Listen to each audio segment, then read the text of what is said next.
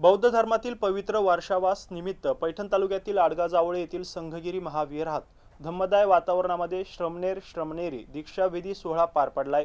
धम्ममय भारत मिशनच्या वतीने पूज्य भिक्खू ज्ञानरक्षित थेरो यांच्या 20व्या वर्षावास संकल्प अधिष्ठानानिमित्त आयोजित या कार्यक्रमात तब्बल 22 बौद्ध उपासक उपासिकांनी श्रमणेरी दीक्षा स्वीकारली आहे। राज्यभरातून आलेल्या बौद्ध बांधवांच्या उपस्थितीत हा सोहळा उत्साहात संपन्न झाला आहे। भगवान बुद्धांनी सुरू केलेल्या वर्षावास या प्राचीन परंपरेनुसार आषाढ पौर्णिमेपासून अश्विन पौर्णिमेपर्यंत बौद्ध भिक्खू-भिक्खुनी एका ठिकाणी राहून साधना, अध्ययन आणि धम्मप्रचार करतात। याच पवित्र वर्षावासानिमित्त धम्ममय भारत मिशनच्या वतीने पैठण तालुक्यातील आडगाव जावळे येथील संघगिरी महाविद्यार मयूर मृगदायवन येथे पूज्य भिक्खू ज्ञानरक्षित थेरो यांच्या 20व्या वर्षावास संकल्प अधिष्ठानानिमित्त भव्य श्रामणेरी दीक्षाविधी समारंभाचं आयोजन करण्यात आलं। सकाळच्या सत्रात शीलप्रदान, अल्पोपहार, सामूहिक ध्यान साधना, बुद्ध वचन पठण तसेच भिक्खू संघास भोजनदानाचा कार्यक्रम पार पडला।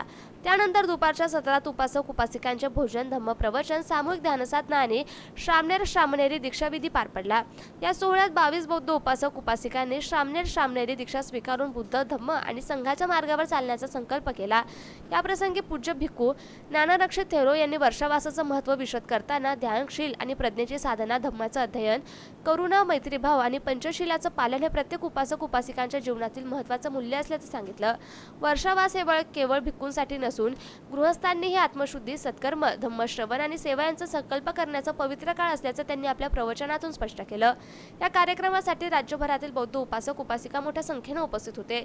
यावेळी माजी जिल्हा मुद्रांक अधिकारी वसंतराव सरदिवे, सार्वजनिक बांधकाम विभागाचे माजी कार्यकारी अभियंता अशोक येरेकर, कान्होपात्रा भवरे, रेखा शिंदे तसेच पाचोड येथील राहुल शेळके, विलास मगरे, दिलीप बनकर, विशाल मोरे, बाळू शेळके, विशाल म्हस्के यांच्यासह अनेक मान्यवर आणि उपासक उपासिका उपस्थित होते।